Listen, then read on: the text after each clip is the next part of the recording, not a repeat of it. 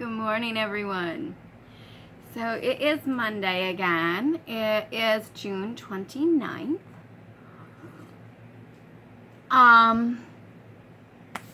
It's Millinery Monday.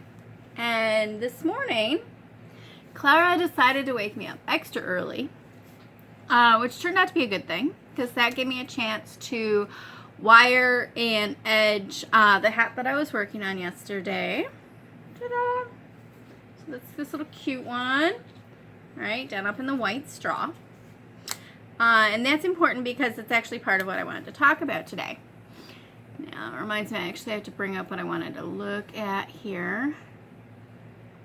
So, as 2020 started, I really thought I would be making lots of 1840s, late 1840s, and then 1920s hats and bonnets in celebration of the anniversary of women's suffrage, the women's vote. Really thought a good number of the events this year we'd be focused on that. We would have some parades, there'd be some great celebrations, maybe some smaller picnics, so on and so forth. Well, obviously that didn't happen. I'm really hoping that next year we'll do like a 100+1 type of celebration. Not right now, honey. I got little things up here. No. I'm sorry. So yeah, I thought we would be doing a lot for that. Hopefully next year, I'm thinking 100+1, something like that. And hopefully we'll get a chance to do that. The other thing I thought I would do this year was a series of patriotic hats and bonnets going into the 4th of July. I had this whole thought in the back of my head that I would explore 19th century patriotism. Well, it's completely fallen apart, and I don't have an assortment to share and to show, but I did decide I'm going to do one, so that's what this hat's going to get done up as. And I have some things here, but just want to quickly show you some of the pieces that I want to put up on the blog. This comes from Madame Demarest's publication. This is found in the 1861 summer edition. It's a quarterly thing. So this is the Union bonnet. It's a fine white split straw trimmed with a scarf of silk representing the Union flag. The center is of blue, studded with silver stars, and the side drapery red and white, striped red and white, bordered with a rich fringe, rich colored strings. And the strings themselves, if you look, when we say strings, we mean the ribbons down here. Those appear to be striped. So they may be red and white, they may be red, white, and blue. But this is definitely an overtly, very forward, patriotic choice. Okay, now accompanying this, in the same edition, just a few pages later, is this Union evening dress. So a very patriotic piece. Again, this was 1861. Okay. So this says, a robe of white tulle with wide bullion separated into diagonal puffs by narrow quillings of alternate red and blue satin ribbons. The upper tunic skirt is bordered with puffings trimmed to match and displaying also a bouquet of red blush roses with blue and white floating ends from the corners.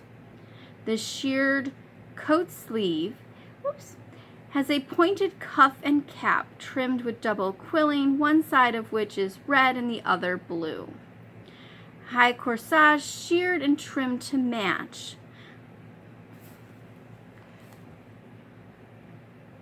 So definitely a mostly white dress, but done up with trimmings of red and blue. Okay. So both of these will be in today's blog post. And I'm going to link back to some other patriotic items that showed up in publications about the same time. Okay. So what do I want to put on today's bonnet? I pulled out some ribbons. And I gotta unroll this little guy here.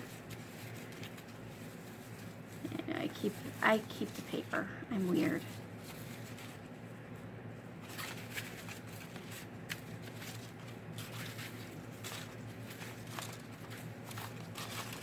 So this is a vintage grosgrain.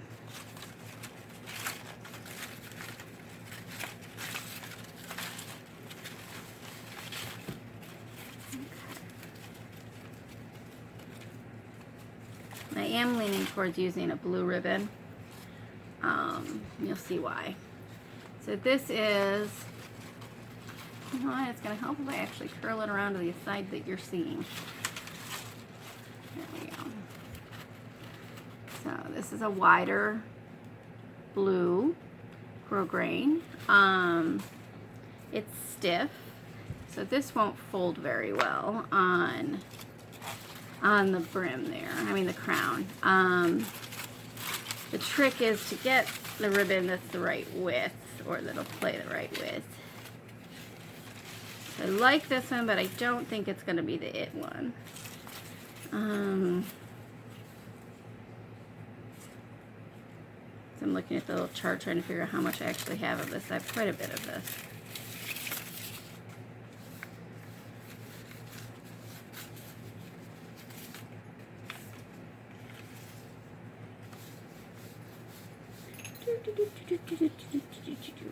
There we go.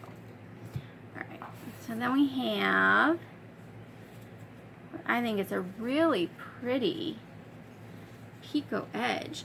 And you'll notice I don't use picot edges nearly enough.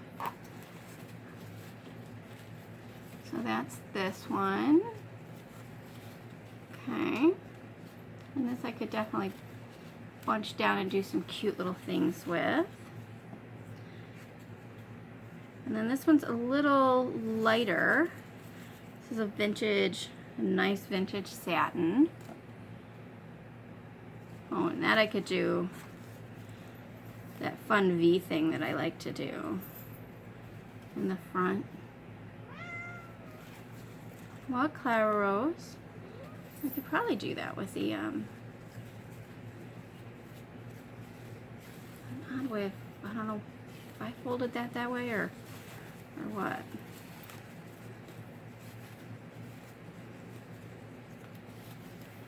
I could do something like that with this. Oh, I kind of like that too.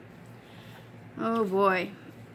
And then I do have, this is a really wide, but it's a softer red. I wonder what would happen if I tried to combine the two.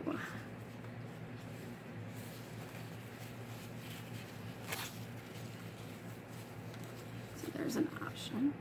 Oh, that's kind of sharp. Okay, so there's that red and blue. And here's the same red with the other blue. This would put two different types of satins together.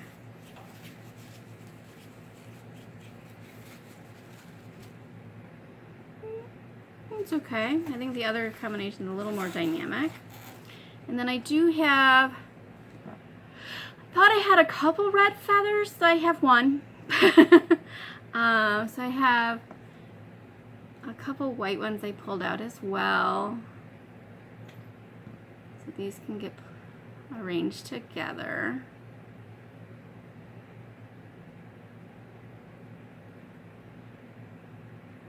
It's interesting to see what it looks like on the camera as I do this. So what I could do is, I think I'm gonna, this was not the original thought, but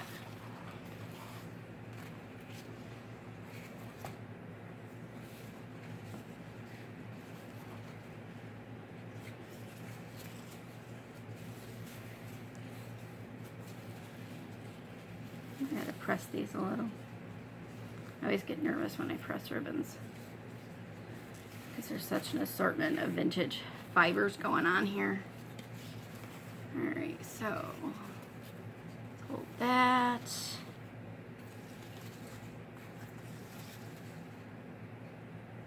And then we can go with some feathers. Sort of messy way of doing this. So you might be going in that direction. You can always tuck. I like it when I tuck the ends in there. So this might be the direction we're going today. We shall see. The hat needs to get its ribbons inside first. I should hold that up without the red. Let's do that. Yeah, now that I have the feathers out next to the ribbons, I definitely like the darker blue better. What did I do here? Not paying attention.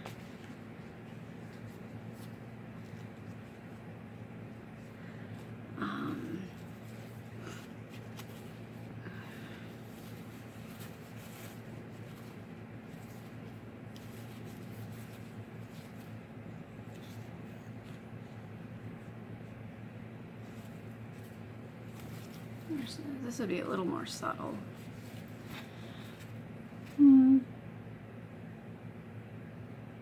To be determined.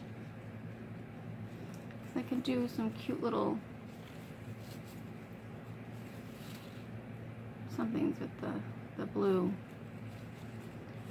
Alright, so to be determined whether the hat's going to get blue and red or just blue. I have a decent amount of this blue. To make a point to get more.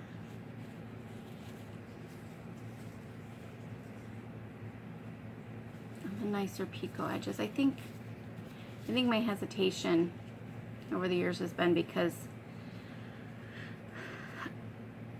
looking at original picot and scallop picot edges, they're gorgeous. They're fine.